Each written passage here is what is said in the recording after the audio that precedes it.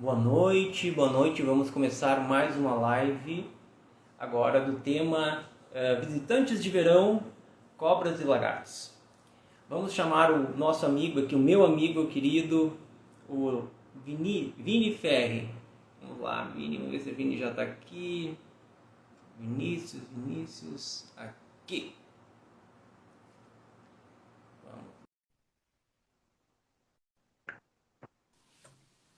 Aí, guri, E aí, Dani, tudo certo? tudo bem? Como é que tu Tudo tá? tranquilo, tô ótimo.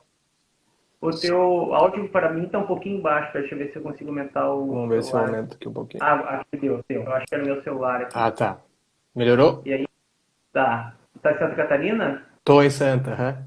Quase Rio Grande do Sul, né? Mas Santa Catarina. Tá ali na fronteira? Era no Passo de Torres, na divisa com Torres. Tá. Tô por Então, aqui. hoje a gente vai falar sobre répteis, né? Que é a tua paixão, assim. É, Eu o vejo um meu, cara completamente apaixonado meu pelas pesquisas, trabalho e uma coisa que eu gosto muito. assim. E a gente está entrando no verão, né? E eu vejo assim Uhum, as pessoas com muito temor de cobras, né? No interior, nos sítios. uhum. Isso é uma coisa que me espanta bastante, porque as pessoas estão no meio rural, mas Sim. elas não conseguem conviver de maneira alguma com serpentes, lagartos. Uhum, Sempre tem um problema com esses animais, né? uhum. E eu tô realmente também a minha área, minha especialidade é limnologia, né, ecologia aquática, mas eu sempre gostei de répteis. Eu já pensei em ser herpetólogo na infância. Então, eu achei que seria muito importante falar sobre isso, né? Então, assim, a primeira coisa que a gente vai conversar é por que esses répteis são mais avistados no verão. Eu queria que tu falasse um pouquinho sobre isso, Uhum. assim. Bom, então, né, como a gente, né, nem todos sabem, né, mas são animais que dependem muito dessa temperatura externa aí para entrar numa atividade, né, para se locomoverem, para digerir o alimento, enfim, todo o metabolismo envolvido com uma questão de temperatura, né. Então, a partir do momento que as temperaturas começam a subir, né, com as condições ideais para esses animais acabam estando no ambiente aí, né, principalmente a temperatura. Então, ali a partir da primavera, mais ou menos, quando o clima começa a mudar, né, principalmente aqui na região sul, onde a gente tem um inverno bem marcado, né, pelo menos até então era bem marcado, né. Agora com essas mudanças todas acaba, às vezes a gente tendo uns veranicos no meio do inverno, mas enfim. Logo após o inverno começa a primavera, né, e começa essa temperatura gradativamente a aumentar. E coincide, né, aqui no sul, principalmente aqui, com o período reprodutivo da grande maioria das espécies de répteis, né, e anfíbios também. Então, a partir do momento que essa temperatura se torna ideal, né, atividades vitais para as espécies acabam sendo realizadas, principalmente a reprodução, a busca por alimento, né. O princípio precisa de energia, né, para poder reproduzir. Então, a partir de um ambiente com uma condição ambiental de temperatura ideal para esses animais, eles acabam, querendo ou não, buscando alimento em outros lugares, buscando às vezes abrigos, né, porque chegando no verão, por exemplo, a gente às vezes tem temperaturas extremas, né? 35 graus, quase 40. Nem sempre é a temperatura ideal, embora eles gostem de calor, nem tanto, né? Até mesmo calores excessivos podem matar eles. Então, à medida da resposta dessas altas temperaturas, também buscam abrigos mais frescos, né? Consequentemente, se movimentam mais e aí acabam, né, muitas vezes aparecendo no quintal das nossas casas, cruzando as pessoas, né, passando pelas pessoas. As pessoas aumenta esse contato, né? Principalmente porque a atividade desses animais está maior, mais indivíduos ativos, e aí acaba que esses animais são vistos mais frequentemente, né, e entram em contato, né, com os seres humanos, acabam sendo visualizados, né, próximos às residências às vezes, com mais facilidade, tanto na primavera quanto no verão, né? E basicamente esse é o mecanismo, né, que ativa esses animais, né? E no inverno, onde que eles estão? Normalmente eles baixam, né, o seu metabolismo, né, de uma forma para economizar energia, já que não existe, né, uma temperatura ideal, né, para que eles possam forragear, ou seja, buscar alimento e também parceiro reprodutivo. Então, normalmente eles baixam esse metabolismo e ficam boa parte desse tempo escondidos, né, inativos a gente chama, né.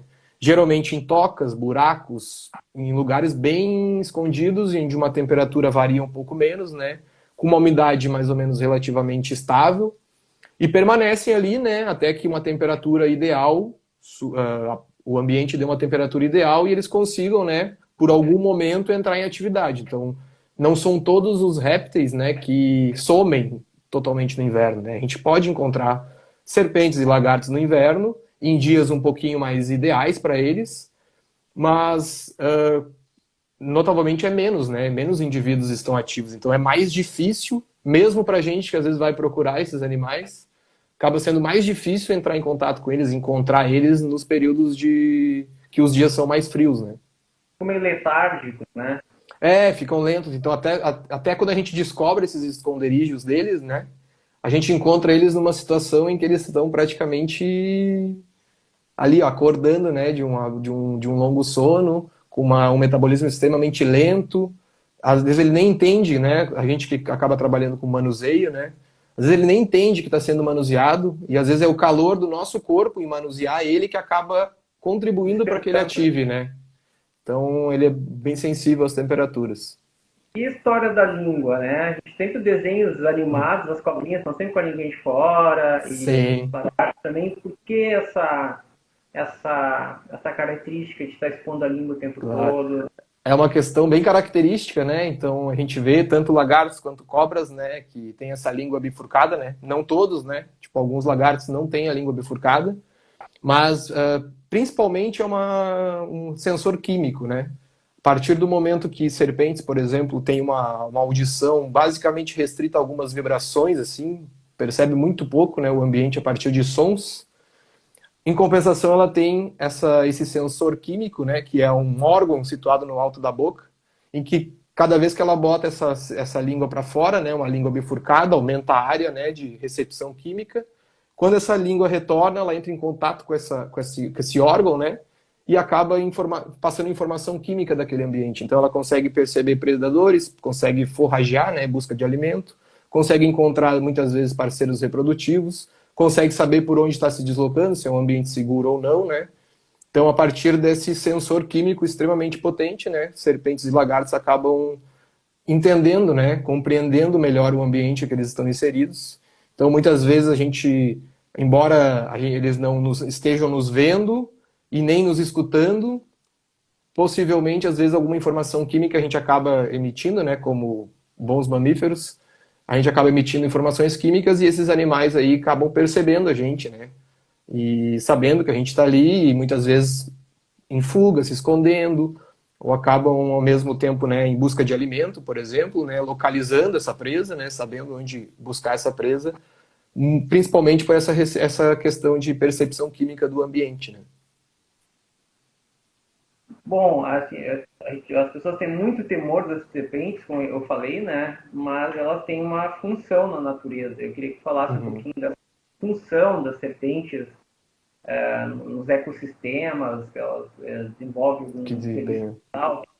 Por que elas existem? A gente sabe, Sim. né? Mas... Sim. Então, boa parte dos répteis, né, e também inclui os anfíbios, né, que formam um grande grupo aí conhecido como herpetofauna, eles têm um papel importante numa cadeia e num equilíbrio que o ambiente está, né? A gente fala isso várias vezes, mas para as pessoas talvez seja difícil visualizar isso realmente na prática, né? O porquê que é importante a gente ter uma comunidade de animais em equilíbrio, né? E os anfíbios e os répteis eles estão bem no meio dessa cadeia. Então eles fornecem recursos importantes para grupos que são bem mais aceitos, vamos dizer assim, né? Por exemplo, aves, né? Então serpentes são, talvez, para muitas aves, o prato preferido delas, né?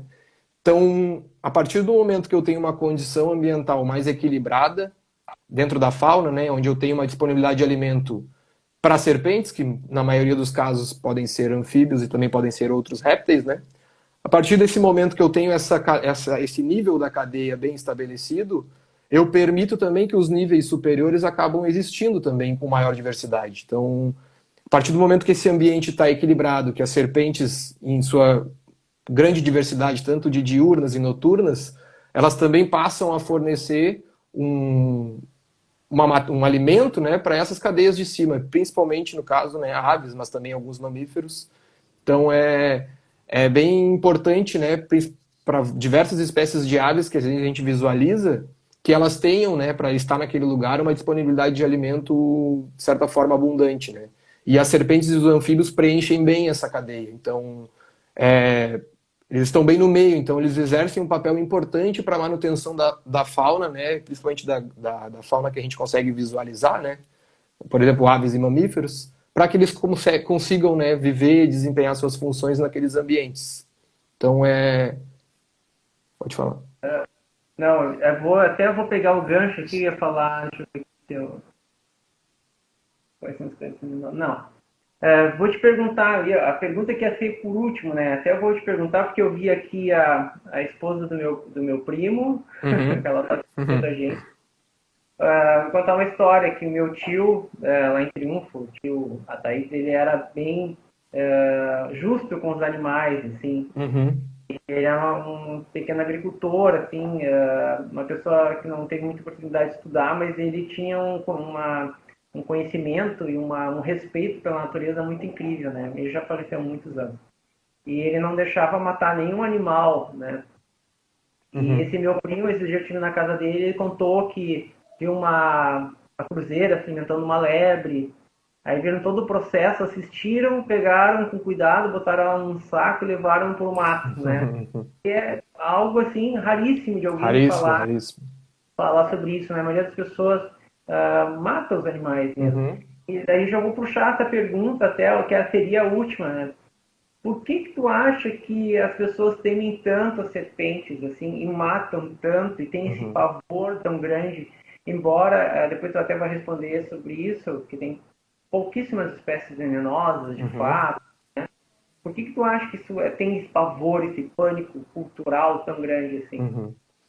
Bom, assim, de início, assim, né, vamos pensar no nosso momento meio que atual agora, né? De certa forma, né, algumas espécies realmente causam acidentes e isso acaba virando notícia, né? A gente dificilmente vê a notícia sobre uma serpente que não causa mal nenhum, né? Normalmente esses contatos a gente vê essa notícia de serpentes mortas, né, que o pessoal divulga porque mataram, né? Mas a gente tem uma carga muito grande de informação da parte ruim, né, das serpentes, que, como tu disse, equivalem à minoria das espécies, à grande minoria das espécies, né? Então acaba que as pessoas acabam sendo a fonte de informação de muitas pessoas é essas notícias, né? Acaba sendo isso que ganha evidência hoje em dia. Para que ele tivesse acesso a um outro tipo de informação, de uma certa forma, dependeria também do interesse dele, né? Dessa pessoa de ir atrás. E, ao mesmo tempo, também de nós, né, profissionais, também levar um pouquinho desse conhecimento para eles. Então, acaba que, querendo ou não, hoje em dia, as notícias ruins têm um impacto muito grande no medo, né? E esse medo, ele é uma construção histórica muito grande das serpentes. Se a gente for ver em questões culturais, em outras culturas, várias delas colocam a serpente, né, como a grande vilã, né? E a gente tem um livro bem conhecido mundialmente aí, que é a Bíblia, que um dos personagens principal aí do pecado, né, nesse livro, é uma serpente, né? Então, tratando-se de um livro muito antigo, né, de uma história muito antiga, escrita, principalmente a gente que nasceu em um país cristão, né, que acaba recebendo isso aí de uma certa forma desde que a gente nasce nessa influência, a gente aprende desde pequeno que nessa história o vilão é a serpente, né? E aí acaba trazendo isso para uma realidade, achando, né, quando vê um animal, já acaba, a partir do momento que a gente cria aquela consciência de criança, a gente já aprendeu desde pequeno que serpentes são ruins, né, independente de quem sejam elas. Então a gente já cria esse medo. A gente tem casos de crianças, às vezes pequenas, e acho que é aí que tem a situação, né? De que elas têm uma empatia muito grande por uma serpente. Porque elas não têm ainda essa pressão, né? Então elas acabam, às vezes, sendo até ingênuas, né? Quanto às serpentes, e muitas vezes pegam, colocam na boca, o que realmente pode ter um risco, né? Tratando-se de algumas espécies, mas nem todas, né? Para quem não sabe, tem serpentes que praticamente não mordem, né? Mesmo manuseadas, mesmo sob muita pressão, mesmo que tu estresse muito ela, a chance dela abrir a boca para dar uma picada, né, para morder, é quase, não vou dizer que zero, mas quase nula, assim, né? Então, é uma questão de que a gente é criado, né, e recebendo essa informação ao longo dos anos que a gente vai desenvolvendo, nossos pais nos passam isso, de que aquilo é uma coisa ruim, né? Outros grupos também acontece isso. Então a gente aprende desde pequeno a ter medo da natureza. E rechaça sem conhecer. Então não nos incentivam a conhecer a natureza, né? na grande maioria das pessoas, né? É claro que tem muitas pessoas que são incentivadas a conhecer a natureza e conhecem, né, muito bem, mas de uma certa forma a gente é ensinado a temer ela e não a conhecê-la, né? Então, É como isso um gera todo inimigo, esse efeito. né? Eu acho que tem um pouco a ver com essa questão que tu falaste bíblica, né? Até porque às vezes o homem é colocado como muito que a natureza ela tá aqui para servi-lo. Uhum. Na verdade, a natureza não, a gente na verdade se serve, né?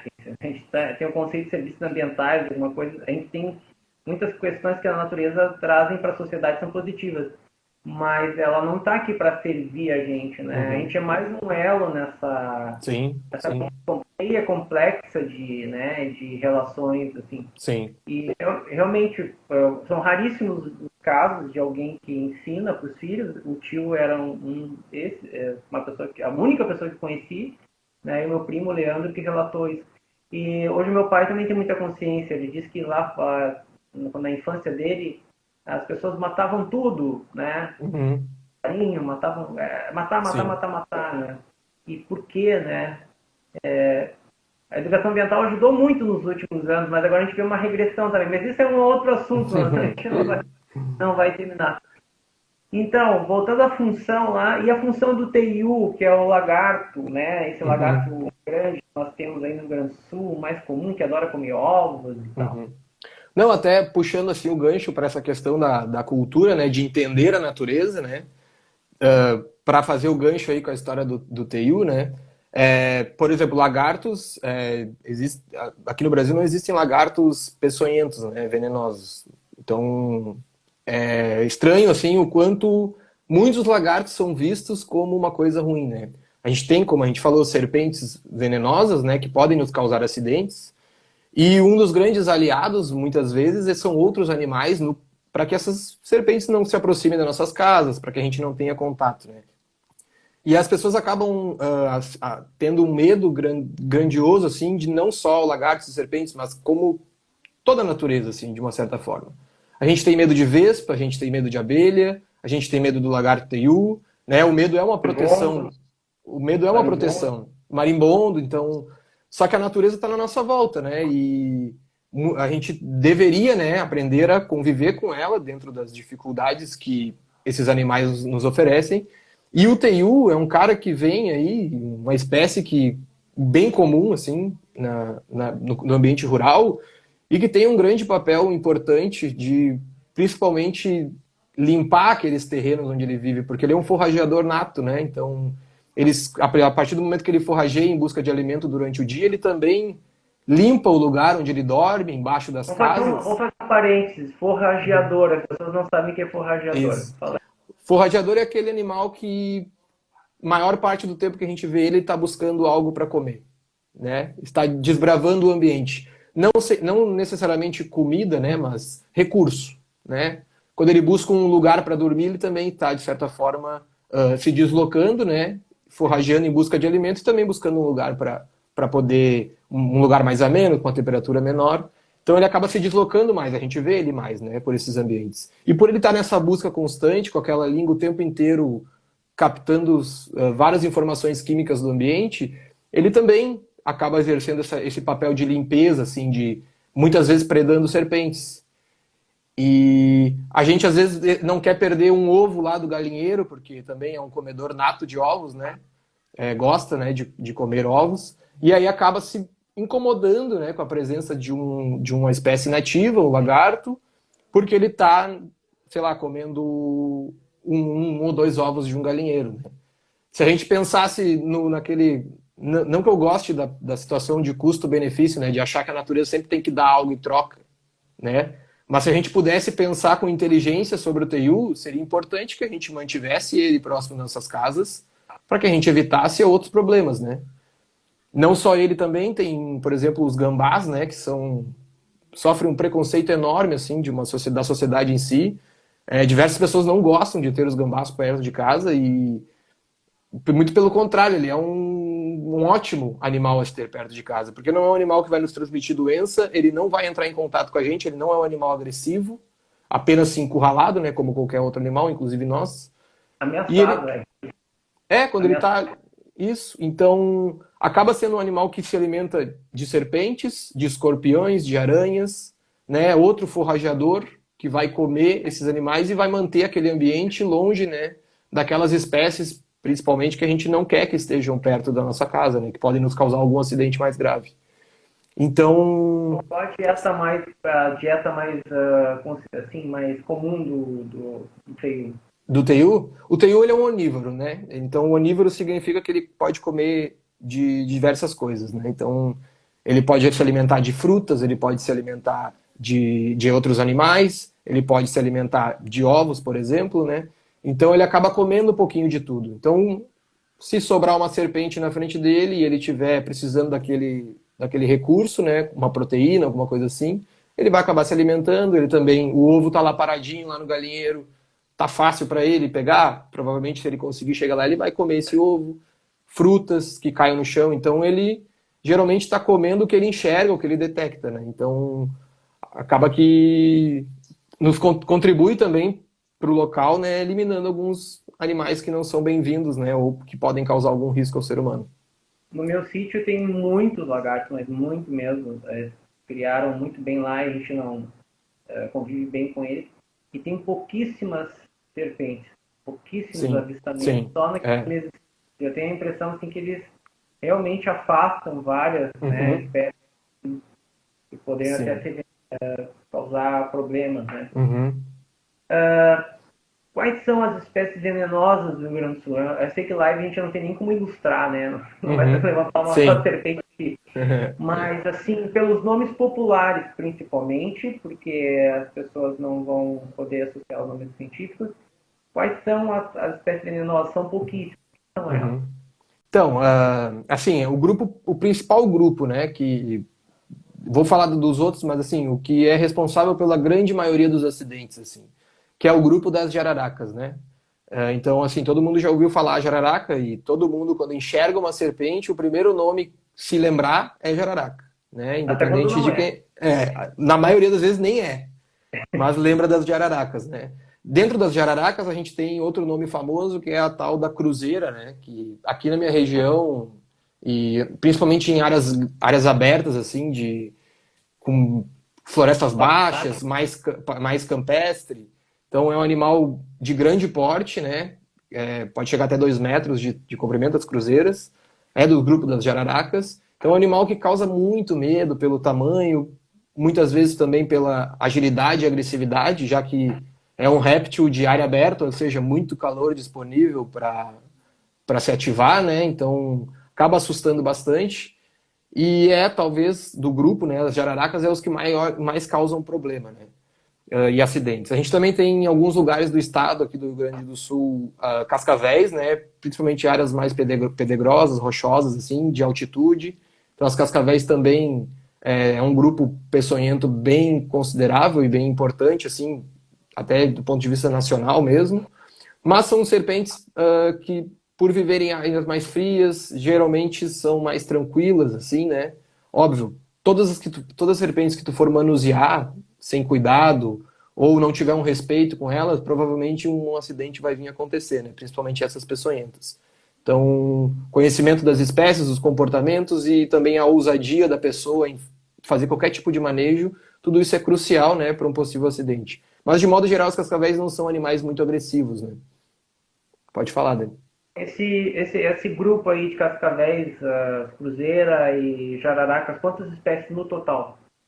No total, aqui no Rio Grande do Sul, Uhum. cascavéis nós temos uma espécie e não consigo te precisar exatamente o número de jararacas, mas se eu não me engano são sete espécies. Sendo que algumas delas, pelo menos 5, são muito parecidas entre si, né? É uma questão daí taxonômica de local onde elas ocorrem, elas recebem nomes científicos diferentes. E a distribuição, nomes científicos diferentes? São espécies muito parecidas de um mesmo grupo, Tá. né? Que tem algumas diferenças morfológicas ou então de distribuições muito distantes, acabam sendo espécies diferentes, mas pertencem ao mesmo grande grupo, assim. E elas não ocorrem todas juntas, né? Tem uma distribuição no estado, qual a chance de a gente ver 7 jararacas? Nenhuma, Não, né? teria que viajar o estado inteiro praticamente para poder encontrar 7 espécies, né? E algumas Então, são bem raras, inclusive. a região aqui, vamos supor, do Guaíba, Jacuí, quantas talvez nós tivéssemos. Aí nós temos a cruzeira, né, que é a espécie de jararaca de grande porte, vamos dizer, que ocorre aí. E temos a jararaca do campo, né, do Pampa, que é essa jararaca aí que tem forma esse grande grupo de outras jararacas, né, que tem poucas diferenças morfológicas entre si. Essas são as duas espécies, né, de jararacas que ocorrem, né, nessa região e que poderiam entrar em conflito, em contato com o ser humano, causar acidentes. Aí E as cascavéis estão na serra. isso, na parte mais alta, inclusive do Pampa, né? A gente tem ali a região de Camaquã, a região de Camaquã não, de São Jerônimo, Caçapava. Então ali são lugares que a gente pode acabar encontrando cascavéis, né? Bem mais difíceis, são bem menos abundantes, né? Restrita a ambientes bem isolados muitas vezes, mas são regiões que ocorrem, né? E a gente tem as corais, né? Que a gente não falou ainda, também que são as corais verdadeiras, né? Que a gente tem algumas espécies exclusivas do Pampa também, mas na região de Porto Alegre são 3 espécies no Pampa, se não me engano, estou meio desatualizado, porque são descritas várias espécies, né? Mas para a região de Porto Alegre, uma espécie de coral aí que possivelmente ocorre, né? Que é a Micrurus altirrostris, que é uma coral verdadeira e que também é muito injustiçada, porque é um animal extremamente, como é que eu posso dizer, para não dizer manso, né? Porque, enfim, tem uma pessoa muito forte, mas dificilmente tem o hábito de dar bote, sabe? De picar quando se sente ameaçado. Pisar em cima de chinelo ou Isso, pegar com a mão. Isso, pegar, manusear com uma forma de agressividade excessiva sobre ela, ela pode querer usar o dente para se defender, né? Quando tu tá falando Grande Porto Alegre, tu tá se referindo aqui às imediações da Depressão Central. Isso, essa transição aí que... Baixo Caí, Baixo Gravataí. Isso, essa transição aí que ocorre até para o litoral também, compartilha uma fauna bem parecida, né? Aí a gente tem algumas grandes florestas que a coisa muda um pouquinho, e daí a gente já tem a outra jararaca, a famosa jararaca mesmo, né? A verdadeira, que é a Bótropos jararaca. Quando a gente começa a chegar mais próximo das florestas altas, Mata Atlântica, também tem essa grande jararaca tradicional, né, que todo mundo fala, que é uma jararaca bem comum em áreas florestais. Escarpas, morros, né? Isso, onde tem onde começa a Mata Atlântica típica, né, com florestas mais altas e úmidas, né? Então, assim, em média, nós poderíamos avistar aí numa região, percorrendo ela extensivamente numa região só, umas 4 espécies, e mesmo assim a gente vai ter dificuldade, porque umas vivem num período diurno, outro noturno, enfim. Isso. Geralmente as jararacas, elas têm um período crepuscular, assim, mais marcante, né? Geralmente, se aproximando do final do dia, assim, início da noite, são animais que se alimentam de roedores, né? E roedores também têm um hábito, se expõem, né, mais à noite, se deslocam mais à noite, correm mais riscos, estão mais ativos durante a noite, então, que é o alimento principal dela, né? Então, mais crepuscular, né? Enquanto as corais já são os hábitos mais de viver enterrada, então difícil ver uma coral circulando assim, embora aconteça, principalmente após muitas chuvas. Então é um animal que vive bastante enterrado, que enxerga muito mal durante o dia, né? Os olhos são bem minúsculos. Então é um animal que prefere sempre estar mais escondido, então os corais é mais difícil da gente ver perambulando por aí, né? A não ser quando a gente está fazendo uma limpeza no pátio, alguma coisa assim, a gente pode acabar entrando em contato. E ela se alimenta de cobras cegas, não é isso? Também, sim. A coral é uma caçadora nata de outros répteis, né? Inclusive outras serpentes. Então, ela também come serpentes, né? Come cobras cegas, come lagartos. Então, ela é especializada, né? Tanto que ela tem um veneno extremamente forte, justamente para poder neutralizar, né? Espécies que são conhecidamente fortes, como répteis, né? Então, por isso esse veneno tão poderoso, né, que as corais têm, que justamente voltado, né, para essa alimentação. Não é para matar as pessoas, né, como as pessoas acham. Para comer outras serpentes venenosas. Exatamente. Que são muito fortes, né? Exatamente. Duas coisinhas aqui, deixa eu ver, não posso esquecer. Voltando à história dos bichos que são injustiçados, eu me lembro que a minha avó, a avó, mãe do pai, a avó Eva, ela chamava as lagartixas na parede de víbora. Olha aí. Eu acho que já vi o nome popular, né? E é venenoso, a víbora, cuidado.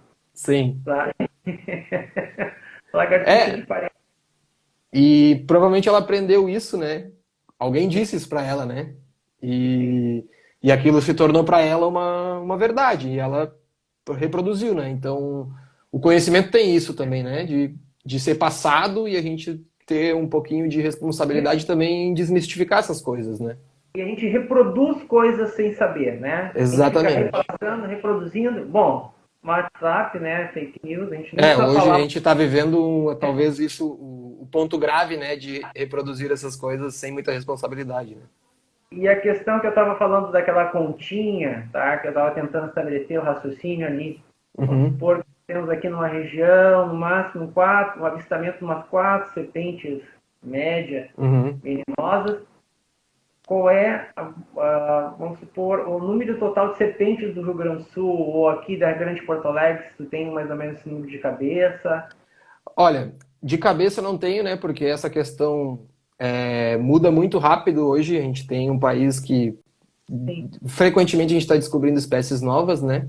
Mas assim, se a gente pensar que apenas quatro espécies, né, de serpentes, vamos dizer três espécies, né, basicamente, que é a quatro, vamos dizer, a jararaca do campo, a cruzeira, a jararaca mais tradicional e as corais, né, verdadeiras. Se eu não me engano, a última vez que eu estava vendo, para o Rio Grande do Sul eram 76, 80, de 76 a 80 espécies, mais ou menos, de serpentes, né? Apenas Totais. quatro, Total do né? Brasil, né? São cento e poucos, quase 140 répteis em geral, né? Mas de Isso. serpentes em si é mais ou menos esse valor, assim. Estou meio desatualizado nessa questão Não, taxonômica mas aí. tá ótimo, porque eu queria Mas, fazer essa proporção. Porque exatamente, as pessoas pensem, né? ficam apavoradas, né? Pô, tem quatro bichinhos ali que estão ameaçados, que poderão haver uma vez na vida, daí e tem 70 e poucas espécies, tu vai ficar matando 70 e poucas espécies. Mais ou menos por aí, né? Que a banda toca, né? É assim, eu recebo assim, ó, muitas fotos de serpentes para identificar, né, para ajudar o pessoal. Tipo, a gente tem Eu te mando. a gente tem essa porta aberta assim com a população para poder também ajudar um pouco, né? Tipo, tentar incentivar o conhecimento assim para que as pessoas estejam seguras e conheçam a natureza e o que ela pode representar para a gente, né? Então, eu recebo muitas, assim. Olha, é gritante que a imensa maioria, cerca de 90% das imagens que eu recebo, na maioria das vezes até serpentes mortas já, né? Não são jararacas e nem corais. Muito menos cascavéis e outros grupos, né? Então, essas outras serpentes, muitas são agressivas, podem morder se manuseada, né? Mas o potencial do envenenamento delas é muito baixo. Então, possivelmente vai ter uma dor local, mas Edema, um edema, exatamente, né? Algum tipo de reação, mas provavelmente com como uma picada apenas. de abelha. Exatamente. Vai doer, claro, né? Uma picada. Mas, assim, não tem um risco à vida, sabe? Tirando essas outras espécies, as espécies peçonhentas que têm interesse médico, né? Então, assim, a imensa Eu, maioria que eu recebo de serpentes mortas, de serpentes localizadas e vistas nos quintais de casa, a imensa maioria são espécies que não oferecem nenhum risco e dessas 90% que eu recebo, 70% sequer mordem, sabe? A grande maioria. Então, a gente tem o caso da dormideira aqui, que eu acho que é a jararaca mais inofensiva que eu recebo, assim. Dormideira é uma espécie muito comum, ela é chamada de papalesma, e é uma papa espécie que... lesma. Isso. É uma Mas espécie também se que chama de jararaca? Também se chama de jararaca? chamam ela de jararaquinha Popularmente, né? dormideira, Popularmente, popularmente, mas né? quando as pessoas veem ela, é sempre jararaca. Né? Entendi. Então, matam ela achando que é jararaca. Eu digo, não, esse animal aí é extremamente inofensivo.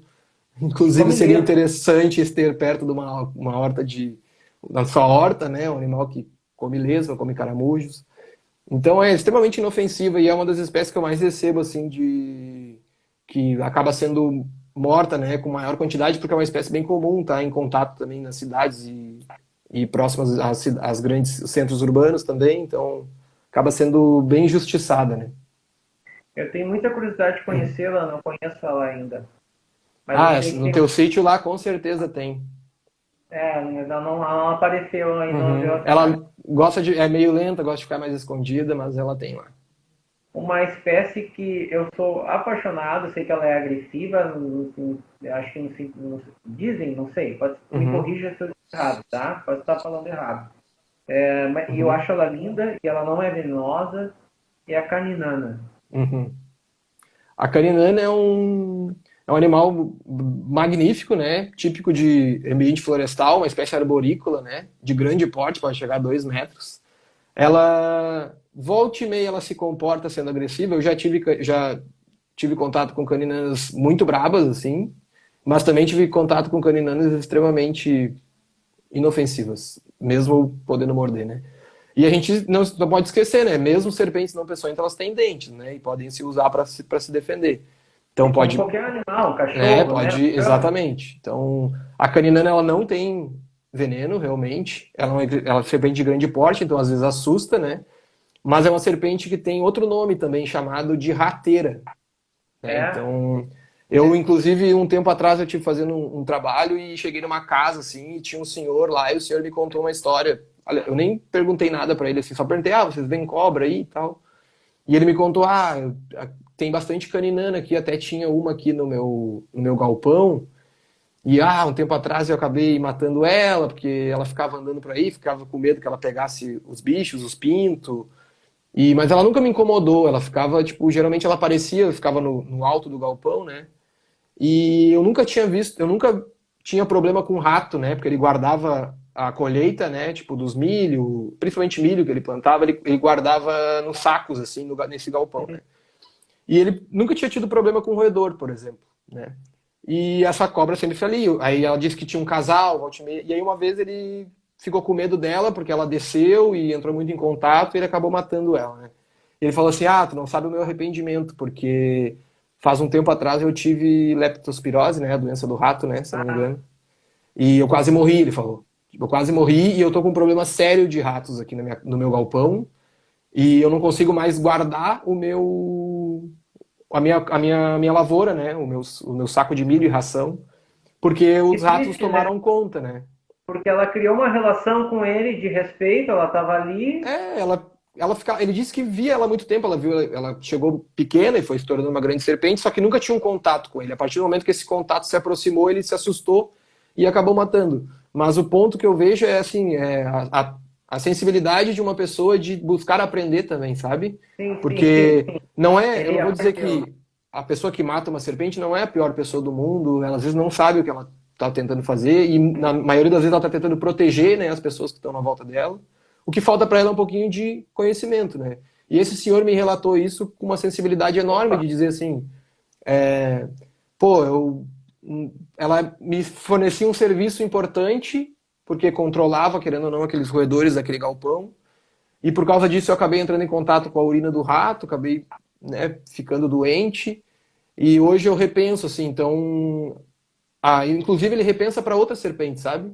Então, a partir de uma situação que aconteceu, ele reconheceu, né, um senhor de interior, assim, pessoal, Sim, sim. de, assim, sem formação nenhuma, quem dirá, talvez De nem tenha estudo, humildade, sabe? né? De É, humildade, de aprender com a situação. e de olhar para a É, natureza e ver como uma coisa, tipo assim, pô, posso conviver, né? A gente pode conviver de certa forma em equilíbrio aqui, sem a gente precisar, né, entrar em conflito, e tomando alguns cuidados, com certeza a gente consegue viver, né? Inclusive com as peçonhentas, né? Porque são serpentes que dá para ler, sabe? Não é uma coisa abstrata assim, vai, agressiva. Não, elas têm comportamentos que dá para entender o que elas querem, né? A partir do momento que a gente abre os olhos para isso, a gente começa a compreender essas diferenças, né? e a gente tem que entender também que a gente é uma ameaça para os animais, né? A partir do momento que a gente está sempre na defensiva, e é natural que eles se Sim, defendam, né? Vamos chegar sim, lá. sim, com certeza. Deixa eu ver aqui, acho que a gente até adiantou uma resposta numa outra pergunta, que era quais os hábitos preferidos pelas espécies, a gente já falou isso, né? Uhum, No caso de picada, né? Como proceder? uhum, Onde procurar ajuda? Como é que está a sim, questão do soro antiofídico? sim. Então, e normalmente, né, agora, principalmente atualmente, a situação do soro ela está restrita a grandes centros urbanos, né, por conta de um hospital que atende maior demanda, né. Então, inicial, assim, né, houve um acidente, é importante que tente identificar a espécie, né, uma foto, já serve, já está tranquilo. Não precisa correr o risco de capturar o animal, como muitos dizem, né? Ah, captura o animal, leva para o médico. Isso, às vezes, numa situação de nervosismo, pode gerar risco para outras pessoas que vão fazer isso, né? A Porque vai gente ter nem que. condicionar direito e escapar É, dentro de um carro, alguma coisa assim, né? exato, ou às vezes abate o animal, né? Eu já vi tem vários vídeos aí na internet de animais abatidos que mesmo assim picam, né? Por questão de espasmo. Então, assim, muito cuidado em manusear tanto serpente viva quanto também morta, né? Porque acidentes acontecem, a glândula tá ali, tem veneno, o veneno tá ativo ainda, mesmo no animal morto. Então, tenta tirar uma foto, tenta identificar, tipo, com uma foto de celular. Hoje todo mundo tem um celular, busquem, né? A partir do momento de que tem um acidente, de ter essa identificação correta, porque ela é importante porque os soros são diferentes, né? Então, a gente precisa ter primeiro certeza que é uma espécie peçonhenta, para então aplicar esse soro aí da melhor forma possível, né? E esse soro é sempre aplicado num hospital, né? Por diversas questões, principalmente a questão de alergia, né? A gente pode desenvolver e ter uma reação alérgica a esse soro, né? Principalmente também por número de ampolas que varia de pessoa para pessoa. Precisa também ver um histórico da saúde da pessoa, né? Se ela tem algum problema cardíaco, né? Se ela tem algum histórico de doença na sua vida. Então, tudo isso precisa ser considerado dentro de um ambiente hospitalar controlado, né? Então, inicialmente, tentar ficar o mais calmo possível, uma respiração funda, né? Saber que tu tem tempo, tá? Não tem aquela coisa de que, ai, diz que mata em meia hora, diz que mata em 20 minutos. Ficar tranquilo, é difícil ficar tranquilo, mas tentar, né, calmar da melhor maneira possível, se hidratar bem e buscar essa ajuda num hospital, né? Com as informações que puder para que tenha o atendimento devido e o mais rápido possível, né? Para que tenha tempo do soro agir e a pessoa sair de risco. Eu não tenho informação aqui, também não quero nem aprofundar isso, eu também não vou te perguntar, mas um tempo atrás eu vi que, um ano atrás, acho que a gente até conversou, que a disponibilidade de soro antiofídico tinha sido reduzida um pouco, Uhum. tinha mais Sim, lugares, locais, né? E sim. agora, alguns hospitais em Porto Alegre e muitos hospitais de outras cidades que tinham, não tem mais. Então, Uhum. a melhor maneira, às vezes, é se deslocar para cidades próximas de Porto Alegre diretamente para Porto Alegre, né? Não sei como Isso. é que está agora. O importante, assim, eu sei que alguns hospitais do interior têm, né? Hospitais com maior porte, assim, tem esse soro. É que num tempo atrás a gente tinha hospitais pequenos com estoque baixo, mas existia, né? De uns anos para cá, assim, com a baixa, né, da produção de soro, existe, né, uma quantidade de soro, mas se preferiu, né, centralizar isso para que isso sirva como uma base, porque às vezes a gente acaba buscando um hospital achando que tinha e não tinha, né?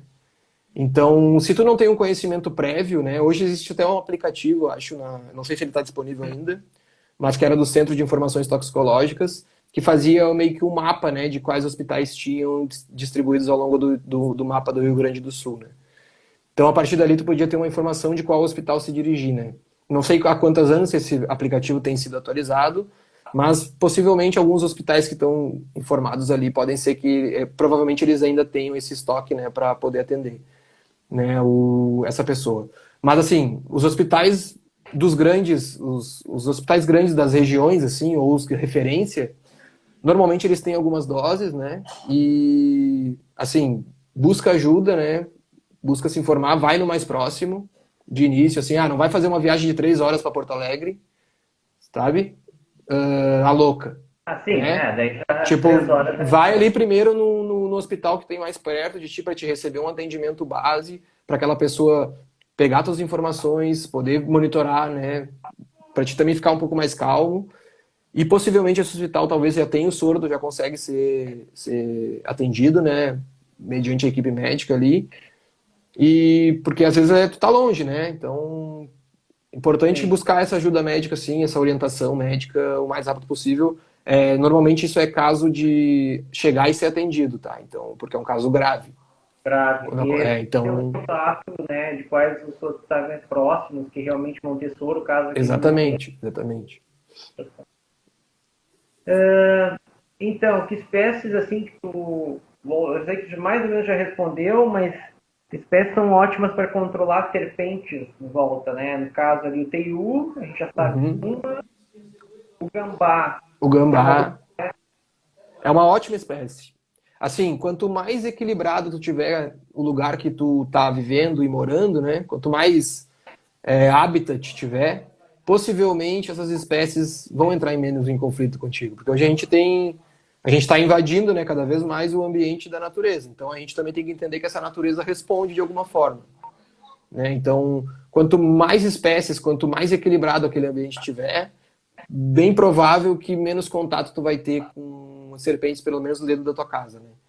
Então, mas assim, espécies como gambá, espécies como o teiu, o próprio lagarto, outras serpentes que não são serpentes peçonhentas, mas que também predam, né? Serpentes peçonhentas, como a papa-pinto, por exemplo, tem o hábito de se alimentar de outras serpentes, inclusive de serpentes da própria espécie, né?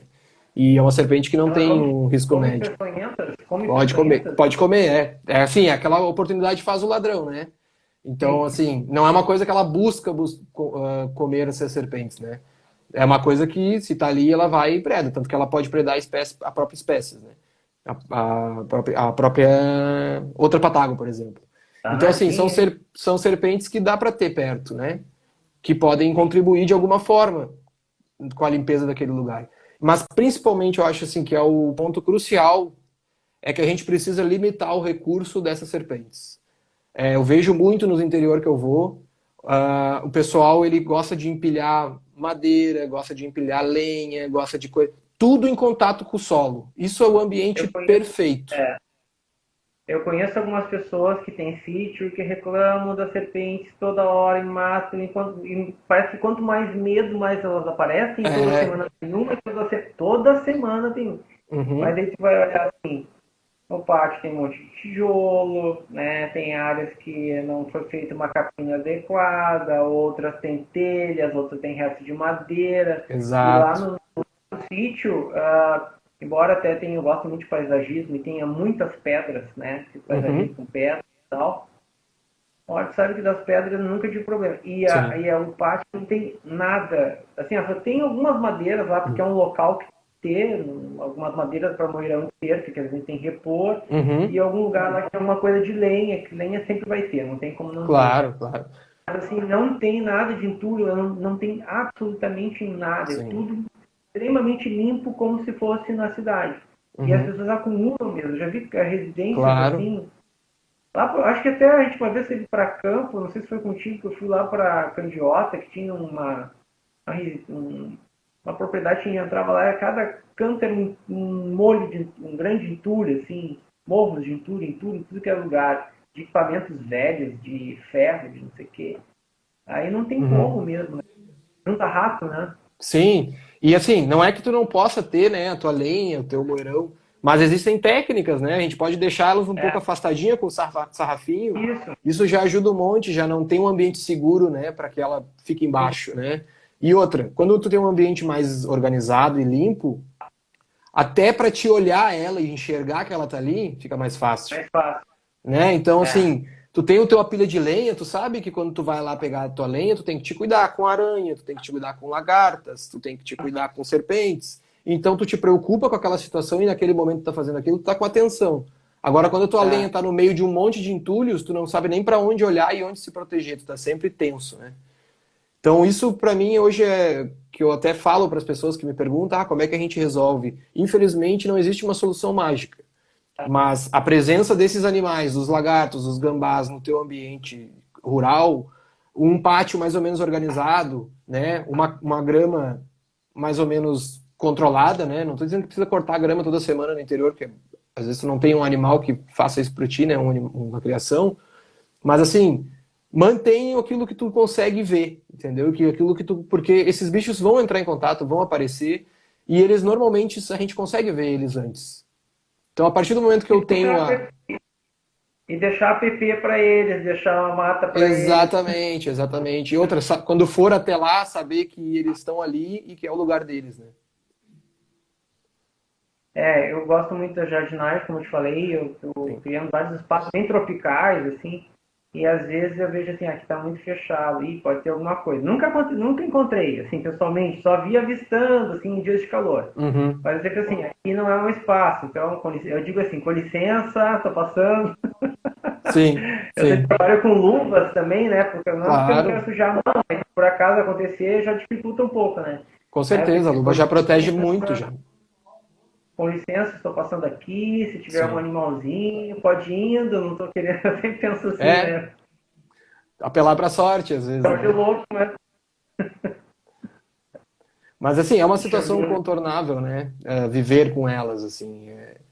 Eu conheci, né, ao longo do meu trabalho, muitas pessoas que vivem tranquilamente com as serpentes. Sabem identificar quem é a jararaca e nunca ninguém ensinou Hum, eles. Simplesmente eles se permitiram, ao longo da vivência deles no campo, a saber quem é observar. quem, observar. E aprenderam. Hoje tem diversos lugares, as pessoas às vezes seguem matando, né, as peçonhentas, enfim, mas já não mata as outras diversas espécies que ali vivem, sabe? Porque conheceu, sabe identificar, ver o comportamento, sabe que às vezes nem pela forma, é mais pelo jeito dela se mover, dela se portar, já entende que ela é um risco ou não, né? Então, acho que essa vivência também ajuda bastante, né? De se permitir também conhecer a natureza, né? O que ela tem a nos ensinar também, né? Sim. Deixa eu ver o que nós tínhamos mais. Ah, vamos mudar um pouquinho agora o assunto. Então, a gente já tem 10 minutos, 8 minutos, a gente, duas perguntas. Uhum. Vamos lá. Quais são as espécies de serpentes e lagartos que hoje estão ameaçadas no Rio Grande do Sul? Se tem alguma? Uhum. Não sei se tem. Na Sim, verdade, eu não sei mesmo. sim. Se puder trazer assim, um pouco do nome popular deles e por que Uhum. essa ameaça está reduzindo, se está mudando. Sim, sim. A principal ameaça com répteis em geral, né? São principalmente a destruição dos hábitats, né?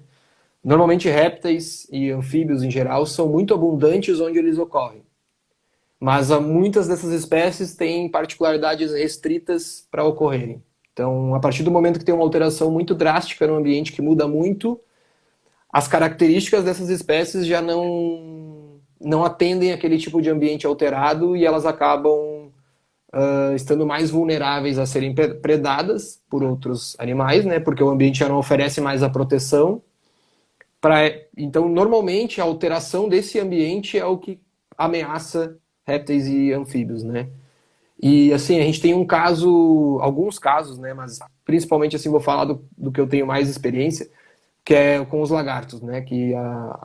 Muitas espécies de lagarto elas estão ameaçadas justamente pela redução drástica de seus hábitats. Então a gente tem a lagartixa das dunas, por exemplo, que é uma espécie, tem duas espécies no Rio Grande do Sul, né? Que é a lagartixa das dunas que ocorre na primeira duna ali de cara para o mar, né? Aquelas primeiras faixas de areia. E a gente tem uma outra espécie bem mais restrita, com uma distribuição bem mais estreita, né? Que é a lagartixa das dunas, que é o arambarensis, que ocorre nas dunas internas da Laguna dos Patos, né, no Rio Grande do Sul. A ameaça para eles é a mesma, né? A gente hoje a gente tende a construir nossas casas e sociedade próximo da água, né? Já historicamente é assim, né? De a gente construir a civilização se construir perto do mar, né? Na parte litorânea. Só que essa urbanização descontrolada acabou removendo o hábito dessas espécies, ramificando, né? Segregando algumas populações. Então, por esse motivo, se tu for numa duna, provavelmente tu vai ver vários, né? Pelo menos deslocando muito rápido. Eles têm ali. Tu vai contar 1, 2, 3, 4, 5, 10, 20 às vezes indivíduos numa área pequena. Mas ele só é restrito àquela área, uma área de dunas, né? Então precisa de uma vegetação de dunas, precisa de areia para poder ocorrer. Então acho que esse é o grande exemplo assim de conservação que vem ser feito com répteis. Algumas serpentes também estão em grau de ameaça, mas é uma ameaça um pouco menos evidente, assim, eu acho. Porque muitas serpentes que estão ameaçadas são raras de se encontrar.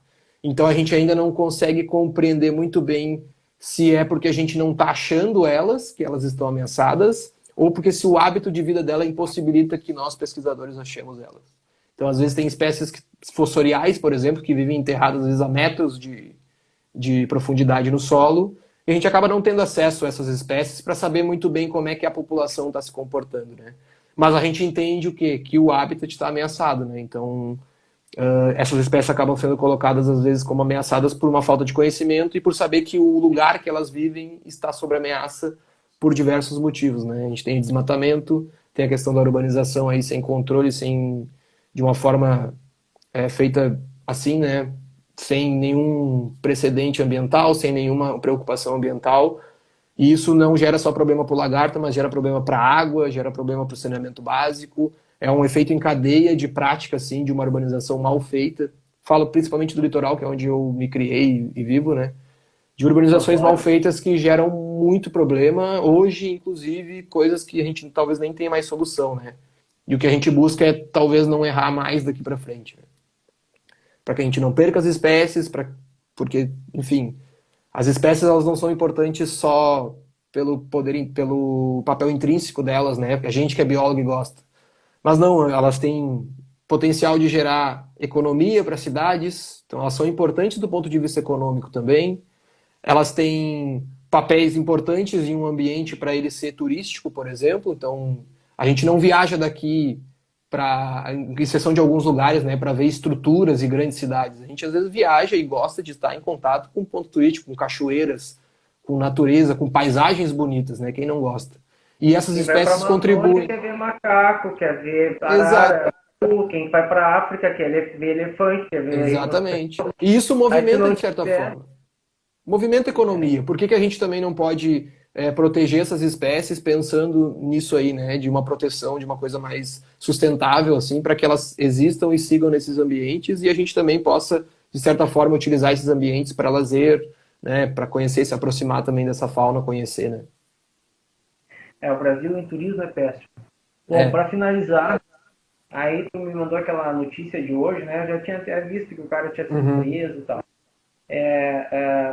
Problema das espécies exóticas, né? Entre as espécies exóticas e do uso das serpentes, lagartos como pet, né? Está explodindo no mundo. É muito louco, porque ao mesmo tempo tem esse medo, essa fobia, as pessoas saem matando no interior, mas tem um monte de gente que quer comprar e colocar dentro de casa. Tem gente que dorme com jiboia, é insano, né? Sim. Então, queria que falasse um pouquinho do perigo de criar répteis, assim, de forma bem geral, vai dar tempo para aprofundar, sendo eles nativos ou exóticos, como pet. Sim. Olha, particularmente eu não vou negar... E o problema da soltura, né? Principalmente. Eu particularmente não vou negar, já tentei fazer isso e, sinceramente, falar para vocês não tem a menor graça, porque a gente acostumou a criar cachorro e gato, né, de uma forma geral, como pet, que nos dão carinho, nos dão atenção. Répteis, em geral, são extremamente apáticos, né? Eles têm simplesmente para apreciar um bicho preso dentro de um lugar e poder ter ele, sei lá, por que motivo, né? Eu não vejo muito sentido em répteis e anfíbios também como pet. Assim, do sentido do que eu entendo, né, como pet, o que eu considero legal num pet, eu acho que répteis e anfíbios não fornecem isso da melhor forma, né? Porque chega uma hora que ele vai comer, o alimento é vivo, muitas vezes não é muito legal para quem tem problema de ver animais vivos serem mortos por outros animais. Então não tem, para mim, assim, né, eu acho que é um problema, enfim. Ainda mais quando se tem um pet que é peçonhento, né? E que pode fugir facilmente de uma caixa, de uma gaiola. Eu, casualmente, na minha graduação, não me orgulho de falar isso, mas eu perdi 2 cobras na minha casa, né? Não eram peçonhentas, mas perdi, né? E aí, mesmo tendo todo o cuidado, esses animais acabam escapando. E aí, quando eu trago animais de fora e por um descuidado eles acabam fugindo, eu posso estar introduzindo uma espécie que vai gerar diversos problemas. E ainda mais quando eu trago uma espécie de fora peçonhenta, como teve um caso aí da Naja um tempo atrás. E ela causa um acidente, pode causar um acidente numa pessoa que foi picada, né? E levar uma pessoa a óbito. Então, assim, muita responsabilidade quando vocês vão ter seu pet, porque o pet é para sempre, né? A partir do momento que tu adquire ele é responsabilidade tua, a não ser que tu consiga passar essa responsabilidade para alguém. E répteis em geral, principalmente serpentes, perde a graça inicial do pet é naquele momento que tu tem ele, que tu olha, que tu pega, isso é legal, é bonito, são animais lindos, mas com o tempo ele perde a graça porque ele não te dá aquele retorno que os pets tradicionais nos dão, né? Então, pense muito bem antes de adquirir um pet, seja ele nativo, não é proibido por lei, né? Mas quer comprar uma serpente, pense muito bem porque é um animal que exige atenção, exige cuidado, é um animal sensível muitas vezes se não se alimentar direito, se não tiver uma condição ambiental de temperatura adequada. Então, se é pra, acho que pensar muito assim, porque não é um animal que vai te fornecer aquilo que os pets tradicionais fornecem, né? Então, E é uma grande explosão nesse mercado, né? Um tráfico internacional, na verdade, sim. né? Eles vendem pelo correio e tudo mais. Tem um professor, agora não lembro qual é a universidade dele, André Magalhães, que já escreveu uns 2 artigos sobre levantamento de venda de pets, né? Nas redes sociais, lagartos e serpentes e outros anfíbios também, acho que foi. Uhum. E é impressionante a quantidade de espécies que está entrando no Brasil e a gente nem conhece, que é tudo ilegal. Sim. Né? Então a gente vai ter em breve uma explosão de espécies exóticas aí. Sim. De que a gente nem sabe o potencial exótico, né? Isso eu acho que é o mais preocupante. Potencial invasor, quer dizer, invasor. Isso. A gente não tem esse conhecimento nem das espécies que a gente às vezes desconfia que sejam invasoras. Quem dirá dessas espécies que não estão só vindo para o Brasil, mas a gente também está mandando espécies, né, de forma ilegal para fora. E esse mercado é muito grande lá fora, tanto que existe um mercado que gera muito dinheiro, né, e que a ponto de que pessoas venham para cá, né, para o Brasil, e fazer expedições às vezes em lugares inóspitos, a ponto de coletar uma grande quantidade de animais para fornecer, porque se ele faz tudo isso é porque tem demanda, né? O mercado funciona dessa forma. A partir do momento que tem clientes para serem atendidos, a gente acaba gastando o recurso como investimento, né? Então, a partir do momento que isso está acontecendo, a gente tem um grande problema e que está às cegas, né? Porque nunca se preocupou em discutir essa questão do ponto de vista mais prático mesmo da questão dos pets. A gente finge, né, que não está tendo tráfico de animais, né? E acaba fechando os olhos para isso. Hoje tem uma grande discussão, o IBAMA se preocupa muito com isso, até tem vários projetos, né, visando avaliação de entradas de espécies exóticas. Mas muito recente, né? Muito recente. Sim. Mas o problema é o tráfico ilegal, né? Como é que controla isso? É muito difícil. E no caso, essas espécies peçonhentas que não são daqui, tipo naja, a gente já tem dificuldade de fazer soro antiofídico, produzir soro antiofídico com as nossas espécies. Imagina começar a entrar naja, mamba negra, sei lá, tudo isso. Aí praticamente fica muito difícil, né? E eu acho que também isso parte, né, da regulamentação nessas situações, assim. Acho que simplesmente só proibir algo por proibir como uma coisa imposta, talvez não seja o melhor caminho, porque a gente está gerando esses problemas que a gente está vendo, né? Mas talvez olhar para a situação dos pets como uma forma de gestão mesmo, vamos permitir alguma coisa, que alguma coisa seja pet, porque as pessoas têm essa tendência de buscar isso. Então vamos permitir alguma coisa para a gente suprir esse mercado com uma coisa legal. Porque a grande maioria das pessoas, elas não querem fazer as coisas ilegais. Elas fazem porque existe uma proibição zero que não tem nenhum tipo de ferramenta de gestão sobre aquilo ali. Então, a partir do momento que a gente começar a abrir a cabeça para essas coisas, temos que permitir alguma coisa porque o mercado existe, né?